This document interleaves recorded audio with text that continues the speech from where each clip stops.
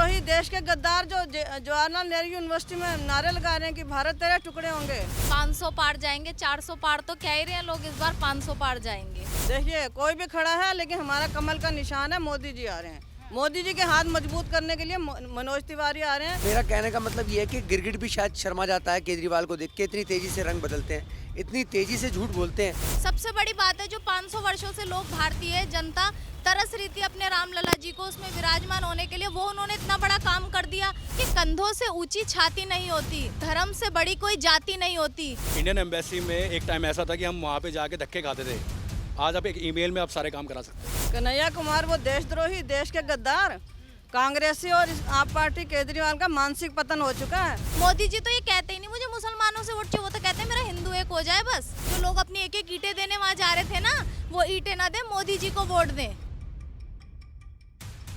नमस्कार, बहुत बहुत स्वागत है आप सभी का हमारे चैनल द न्यूज़ 15 में और मैं हूं आपके साथ शिवानी मांगवानी। दिल्ली में चुनाव होने हैं और सिर्फ कुछ ही दिन बचे हैं, तो हम दिल्ली की एक एक लोकसभा सीटें जो हैं, सातों लोकसभा सीटों को एक एक जाकर देख रहे हैं, इलाकों को देख रहे हैं कि क्या स्थिति है, क्या जो यहाँ से सांसद है उन्होंने काम न किया है या सांसद उनके बीच आकर उनके हालचाल जाने हैं या नहीं। इन सब मुद्दों को लेकर हम जनता से सवाल जवाब कर रहे हैं। तो अभी हम आए हैं उत्तर पूर्वी दिल्ली में, जहाँ पर हम बात करेंगे जनता से और जानेंगे कि यहाँ पे क्या स्थिति है, सांसद का जो काम है उनको पसंद आ रहा है या नहीं। जी मैम, क्या नाम है? मेरा नाम है तारा देवी शर्मा। जी मैम, क्या लग रहा है मनोज तिवारी दोबारा आएंगे यहाँ से? बिल्कुल आएंगे। अच्छा, कैसे? मैं कह रहे हैं कि काम ही नहीं किया। नहीं, काम किया, क्यों नहीं किया है। सेंट्रल स्कूल बनवाए हैं, बाकी रोड्स वगैरह बनवाई हैं, और भी बहुत काम किए हैं। सिग्नेचर ब्रिज बनवाया है, मनोज तिवारी ने तो बनवाया है। अच्छा। सेंट्रल गवर्नमेंट का तो पैसा लगा है उसमें, तो उसमें मनोज तिवारी ने बहुत सहयोग किया।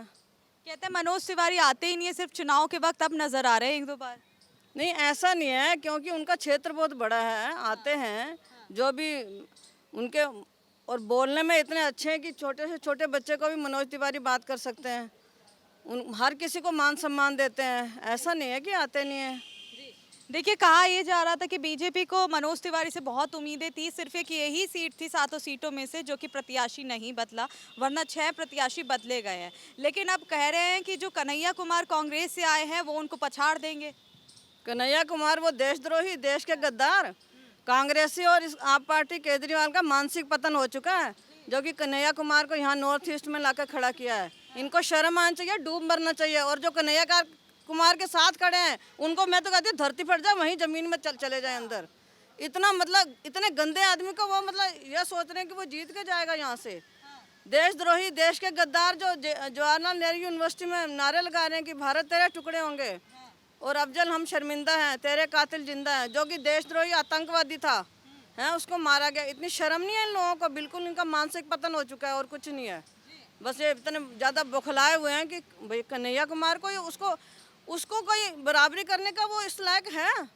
कभी कहते हैं कि नाच गाने वाले को हम तो नहीं जिता रहे, हम तो पढ़े लिखे आदमी जो कि PhD होल्डर है इनको जिताएंगे। हाँ, पढ़ा लिखा है, देशद्रोही, देशद्रोही वो पढ़ा लिखा लग रहा है। नाच क्या कहेंगे कि नाच गाना वाला कहना सही है मनोज तिवारी को इन लोगों के द्वारा? नहीं, क्यों, वो तो कलाकार हैं। नाच गाने वाले कितने ऊपर ऊपर जाते हैं, ऐसा थोड़ी। नाच गाने वाले तो ये थोड़ी मानसिकता कम लो है ना उनकी, ऐसा सोचने वालों की। वैसे तो कलाकारों को लोग बहुत मान सम्मान देते हैं, और नाच गाने वालों को कौन कह रहा है? ऐसा तो कोई कह नहीं सकता। मुझे तो नहीं लगता। मनोज तिवारी को तो पूरे सुपर स्टार हैं, पूरे देश में प्रचार करने जाते हैं। मोदी जी को बहुत सपोर्ट करते हैं, वो पूरा सहयोग करते हैं, उनकी बात लोग सुनते भी हैं, भोजपुरी गायक हैं। तो आपके हिसाब से मनोज तिवारी आ रहे हैं? बिल्कुल आ रहे हैं, बिल्कुल आ रहे हैं। मोदी जी आ रहे हैं। देखिए कोई भी खड़ा है, लेकिन हमारा कमल का निशान है, मोदी जी आ रहे हैं। मोदी जी के हाथ मजबूत करने के लिए मनोज तिवारी आ रहे हैं। जो भी कैंडिडेट खड़ा है, मोदी जी को वोट जानी है बस। मोदी जी देश के प्रधानमंत्री बनेंगे फिर से। नहीं तो जो भी विकास कार्य हैं सारे उन्होंने मतलब बहुत बड़े बड़े काम किए, जो कि 70 सालों में कोई नहीं कर पाया। धारा 370 जो हटाई है, वो किसी की हिम्मत थी कि वो हटा सकता था? कोई भी, ये तो हटाना ही चाहते थे कांग्रेसी। उसमें क्या था धारा 370 में? ये देश है, मतलब कोई भी व्यक्ति वहाँ जा नहीं सकता, ना जमीन खरीद सकता, ना रह सकता है। वहीं के लोगों को, ये इन लोगों ने, कांग्रेसी ने अपने स्वार्थ के लिए ऐसे ऐसे कानून बनाए। और फिर किसी भी देश में पर्सनल लॉ का क्या मतलब है? कोई भी देश है, मैं तो कह रही हूँ, चाहे हिंदू है मुसलमान है, सबको बराबर सुविधाएं मिलनी चाहिए। हमें हिंदू मुसलमान से भी कोई परहेज नहीं है, लेकिन किसी भी देश में पर्सनल लॉ का क्या मतलब, सबसे ज़्यादा सांप्रदायिक तो कांग्रेस है, जो उन्होंने हमेशा मुसलमानों को अलग रख के उनके लिए कानून बनाया, उनके लिए पर्सनल लॉ बनाया। शाहबानो केस में क्या हुआ, फिर इस कांग्रेस सरकार ने फिर कोर्ट के फैसले को पलट दिया। तो इस तरह से इन लोगों की सोच ही ऐसी है कि मतलब बराबरी नहीं है। इन्होंने सांप्रदायिकता इन्होंने ज़्यादा फैलाई है, कांग्रेस ने फैलाई है ज़्यादा है। आपसे मैं जान लेती हूँ क्या स्थिति आपको। इस बार मोदी जी 400 पार क्या 500 पार जाएंगे। हाँ, मेरे साथ बहुत लोग जुड़े हुए हैं, 2500 लोग मेरे साथ जुड़े हुए हैं जो ये कहते हैं मोदी जी ही आएंगे। पढ़े लिखे लोगों से अगर बात करो तो बताएं, 25 इस बार 500 पार जाएंगे, 400 पार तो कह ही रहे हैं लोग, इस बार 500 पार जाएंगे। हाँ जी। आपको ऐसा क्यों लग रहा है? क्योंकि कह रहे हैं कि इस बार तो बीजेपी डरी हुई लग रही है। नहीं, ऐसा कुछ भी नहीं है। इस बार जो क्या है ना, कॉन्फिडेंस लेवल और बढ़ा हुआ है। इस बार 500 पार 400 पार का इसलिए कॉन्फिडेंस लेवल बढ़ा हुआ है क्योंकि मोदी जी ने काम करे हैं। आपको क्या कहते हैं, राम मंदिर 500 साल से लोग जिसका इंतजार कर रहे थे, राम मंदिर बना दिया। हिंदू हैं इतने, लेकिन लोग कहते हैं कि भाई राम मंदिर से जनता का क्या फायदा हो रहा है? जनता का क्या फायदा हुआ है? एक हमारा जो धर्म है, हिंदू धर्म है, राम जी टेंट में पड़े हुए थे जब तक किसी को कुछ नहीं दिखा। जो हमारे घर में हमारे पिताजी होते हैं, हमारे भगवान होते हैं, वो एक कोने में पड़े रहे, परिवार को फर्क नहीं पड़ेगा। आज तक किसी भी सरकार को ये नहीं दिखा। मोदी जी उसको लेके आए, वो तो सबसे बड़ा मुद्दा है जो लोग उस मुद्दे को ही हटा देते हैं क्योंकि वो बहुत बड़ी बात है, उस पर बात ही नहीं करते लोग। सबसे बड़ी बात है जो 500 वर्षों से लोग, भारतीय जनता तरस रही थी अपने रामलला जी को उसमें विराजमान होने के लिए, वो उन्होंने इतना बड़ा काम कर दिया। लोगों को तो हंस के उसका जो राम मंदिर में जिसने ईंट नहीं लगाई ना, वो मोदी जी को वोट दें, उसका काम करेगी एक ईंट का। जिसने एक ईंट नहीं लगाई, जो लोग अपनी एक एक ईंटें देने वहाँ जा रहे थे ना, वो ईंटें ना दें, मोदी जी को वोट दें। हाँ जी। चलिए, तो इलाके की बात अगर करें तो मनोज तिवारी का क्या लग रहा है आपको? स्थिति क्या नजर आ रही है? मनोज तिवारी जी तो पिल्लर हैं बीजेपी का, जब भी तो उनको अब की दोबारा तीसरी बार मिला है। नहीं तो उम्मीद होती है कि स्टूडेंट जब पढ़ता है टीचर के पास तो टीचर को भी पता होता है हमारा सबसे होनहार बच्चा कौन है। जब कुछ होता है तो बच्चे को, उसी बच्चे को आगे खड़ा किया जाता है जो सबसे होनहार होता है कि हमारा नाम रोशन करेगा। मनोज तिवारी जी तो पिलर हैं बीजेपी का। हाँ जी। कन्हैया कुमार कह रहे हैं बड़े स्ट्रांग हैं। किससे?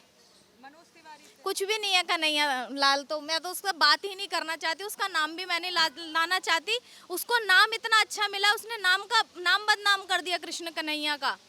कान्हा जी जो हमेशा सही का साथ देने वाले, जिन्होंने महाभारत के लिए 3 पांडवों के साथ वो खड़े रहे, आज वो लोगों के साथ जो गलत है उनके साथ खड़ा हुआ है। उसे सोचना चाहिए कि कम से कम जो मेरा नाम है उसका तो मैं, जो उसका नाम होता है ना, जो किसी को नाम दिया जाता है उसका नाम का बहुत बड़ा महत्व होता है। उस नाम का उसको अच्छे से उपयोग, अगर मेरे सामने आए ना तो मैं उसे बताऊं। आपसे अभी मैं दोबारा एक सवाल बात और मैं कहना चाहूंगी कि कंधों से ऊंची छाती नहीं होती, धर्म से बड़ी कोई जाति नहीं होती। जब दिया ही नहीं बचा तो बाती का क्या करोगे? जब हिंदू धर्म ही नहीं बचा तो जाति का क्या करोगे? लोगों को एक रुख होना चाहिए, सबको मिलजुल के काम करना चाहिए। हिंदू का एक होना बहुत जरूरी है। मोदी जी तो ये कहते ही नहीं मुझे मुसलमानों से वोट चाहिए, वो तो कहते हैं मेरा हिंदू एक हो जाए बस, और जो वो अपनी जगह सही है। पर लोगों को पता नहीं कब समझ आएगा, और लोगों को समझ आ रहा है जहाँ तक मेरा ख्याल है, क्योंकि मेरे साथ लोग जुड़े हुए हैं। धन्यवाद। आप कहेंगे क्या? धन्यवाद जी। मेरा नाम सुरेंद्र कौशिक। स्थिति बहुत अच्छी है। मनोज तिवारी जी हमारे सेलिब्रिटी तो है ही, साथ में वो आम जनता के सामने बिल्कुल नॉर्मल आते हैं, सबके साथ मिलते हैं जुलते हैं और बहुत अच्छा महत्वपूर्ण काम भी करते हैं और बहुत ही अच्छे व्यक्ति हैं। और मोदी जी का तो जितना कम उनके बारे में बोले उतना ही कम है, जितना ज़्यादा से ज़्यादा बोलते हैं उनकी तो कोई बात ही नहीं रही है मोदी जी की। और ऐसा प्रधानमंत्री देश में मिलना नामुमकिन है दोबारा। मैं तो बस जनता से यही अपील करूँगा कि नरेंद्र मोदी जी को वोट दे और उनको 400-500 पार लेकर आए। लेकिन विपक्ष तो कह रहा है, केजरीवाल तो कह रहे हैं कि भाई ये वोट अपने लिए ही नहीं मांग रहे हैं, अमित शाह के लिए मांग रहे हैं क्योंकि इनका तो कार्यकाल खत्म होने वाला है। नहीं, ऐसा कुछ नहीं। अमित शाह के लिए नहीं, क्यों मांगेंगे वोट? वो भी उनके बीजेपी के टीम के हैं, सभी बीजेपी की टीम के हैं। अब केजरीवाल के टीम के कन्हैया लाल हैं जो वोट मांग रहा है, वो किसके लिए वोट मांग रहा है? वो भी तो केजरीवाल जी के लिए वोट मांग रहा है। तो वोट तो सब एक दूसरे के लिए मांगते हैं, इसमें कोई नहीं। मोदी जी सर्वश्रेष्ठ प्रधानमंत्री हमारे इंडिया के और बेस्ट प्रधानमंत्री है, उसमें ये कहना चाहूँगा। वही आने चाहिए। 47 तक वही रहेंगे, वही देश के प्रधानमंत्री रहने चाहिए। और हम लोगों को बोलेंगे, हम लोगों को बोलते भी हैं। जी सर, आप क्या कहेंगे? क्या लग रहा है कि मनोज तिवारी कन्हैया कुमार में से कहते हैं कन्हैया कुमार बड़े साधारण आदमी है, चप्पल पहन के भाषण देते हैं, तो क्या जनता को ये उनकी साधारण जो तरीका है वो पसंद आ रहा है? ऐसा है मैम, सारे बहरूपीय जितने भी हैं ना वो इसी तरीके से आते हैं। इसी तरीके से राजनीति के अंदर केजरीवाल ने एंट्री मारी थी। जिस कॉन्स्टिट्यूंसी में आप खड़े हैं यहीं से जो केजरीवाल ने अपनी शुरुआत करी थी सुंदर नगरी में।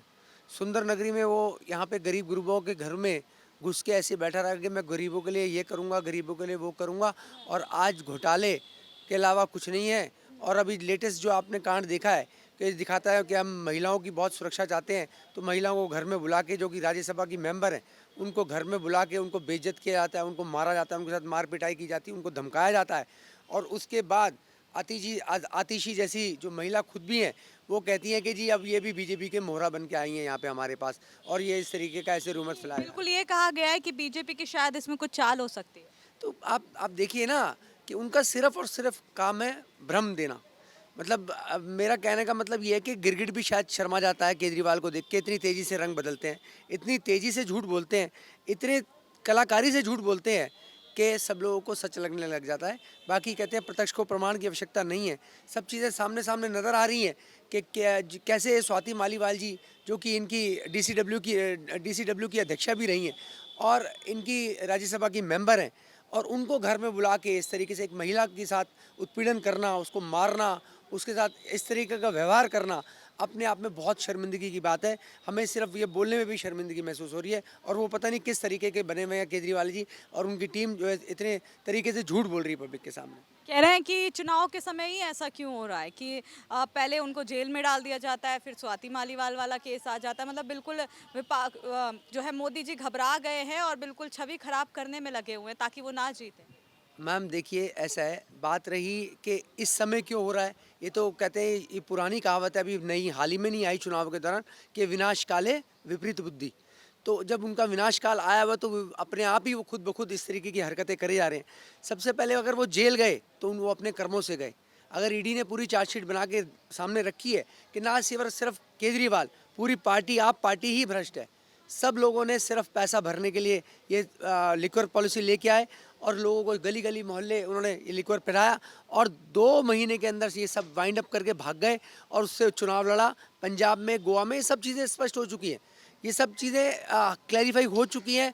ईडी ने अपनी चार्जशीट दाखिल कर दी है और बहुत जल्दी इसके ऊपर निर्णय भी आएगा सुप्रीम कोर्ट का। और दूसरी बात रही मोदी जी, तो मोदी जी अपने आप में एक ऐसी शख्सियत है कि वो सिर्फ भारत ही नहीं, पूरे विश्व के नंबर 1 नेता हैं आज की डेट में। ये आप और मैं नहीं कहते हैं, ये विश्व पटल के ऊपर आ चुका है ये, कि मोदी जी जो काम कर रहे हैं सिर्फ देश के लिए, वो पूरी दुनिया के लिए काम कर रहे हैं, इसलिए वो पूरी विश्व के नंबर 1 में नेता हैं।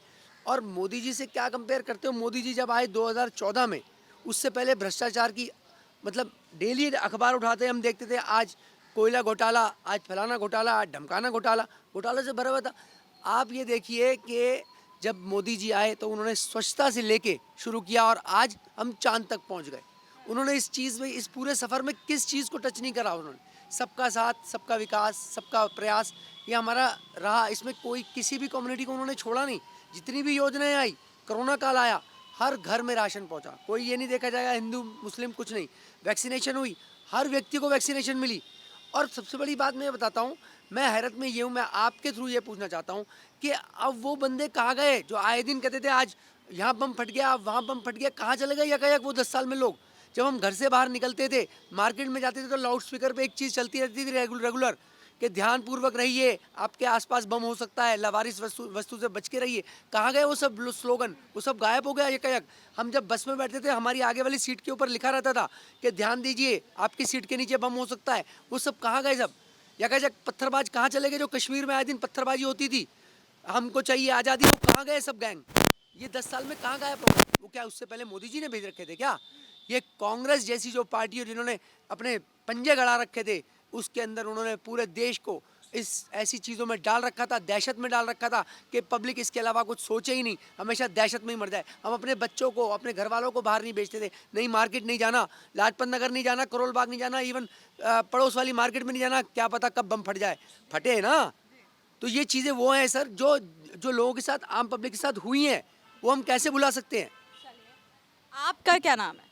मेरा नाम सुनीता दास पूजा है और मैं कुछ सुर्खियों पे नज़र दिखाना चाहती हूँ कि 1947 में जब समुदाय बनी और समुदाय के तहत जो नियम और शर्तें लागू की गई थी, वो नियम और शर्तें पिछले 10 वर्षों में लग रहा है कि पूरा हुआ, चाहे वो सफाई का हो या किसी भी कर्मचारी का हो। हर एक मुद्दे को आप ध्यान से उठाकर देखिए कि उसमें बहुत अच्छी काम किया है मोदी सरकार ने, जहाँ तक मुझे लगता है। और कोरोना में तो बहुत उन्होंने हेल्प किया हर एक चीज़ से, क्योंकि इतना मतलब पीड़ा, जब दूसरे सरकार अगर कोई रहता तो इतना पीड़ा से बाहर निकलना बड़ा मुश्किल हो जाता। और मतलब कि आत्मनिर्भर बनाया, चाहे वो स्त्री हो या पुरुष हो, लोगों को नरेंद्र मोदी सर ने। और कि काफ़ी जो योजनाएं हैं अगर आप उठा के देखें तो मुझे तो याद नहीं कि कितनी सौ योजनाएं हैं जो 1947 में तय की गई थी। वो कुछ कुछ योजनाएं अभी पूरी होते हुए नज़र आई है पिछले 10 वर्षों में, और चाहते हैं कि 2028 तक या उससे भी ज़्यादा, जब तक मोदी सरकार जीवित है तब तक वही रहें और वही रहें। जय हिंद। शुक्रिया। आपका क्या नाम है सर? मेरा नाम विनोद है। जी, क्या लग रहा है, क्या कौन मोदी आ रहे हैं वापस या फिर गठबंधन आ रहा है? मोदी जी। मैं आपको बताना चाहता हूँ, मैं 2007 से यूएस में हूँ और मैंने वो टाइम देखा जब हमारे मनमोहन सिंह जी हमारे प्रधानमंत्री थे। और आप मान नहीं सकते कि हम किसी को बताते थे, किसी फॉरेनर को बताते थे कि भाई हम इंडिया से, तो वो ये बोलते थे कि इंडिया कहाँ, आप अफ्रीका। लेकिन जब से मोदी जी आए, जब मोदी जी पहली बार टाइम स्क्वायर में आए थे, तो आप यकीन नहीं करोगे इतनी भीड़ थी, जिसमें फॉरेनर्स भी इतने थे, अमेरिकन भी इतने थे, और उनके उसके बाद आने के बाद हमारा भी इतना नाम बढ़ा वहाँ पे। इंडिया बोलते ही वो मोदी बोलते हैं। और हमें इतनी खुशी होती है कि मोदी ने जो काम कर दिए हैं, राम मंदिर ले लो, आप स्टूडेंट्स के लिए ले लो, स्टूडेंट्स के लिए इतना, कि एम्बेसियाँ देख लो आप। इंडियन एम्बेसी में एक टाइम ऐसा था कि हम वहाँ पे जाके धक्के खाते थे, आज आप एक ईमेल में आप सारे काम करा सकते हो। तो डेफिनेटली मोदी जी। हाँ जी। चलिए, बहुत बहुत शुक्रिया। तो देखिए, जनता से हमने बात करी, उत्तर पूर्वी दिल्ली के लोगों से हमने बात करी, और उन्होंने बताया कि इस बार कौन आ रहा है। मोदी जी को यहाँ पर ज़्यादा लोगों का प्यार मिला, और अभी आगे की क्या अपडेट होगी वो आपको बताएंगे। तो जानने के लिए बने रहें द न्यूज़ 15 के साथ। शिवानी मांगवानी, कैमरामैन गौरव के साथ।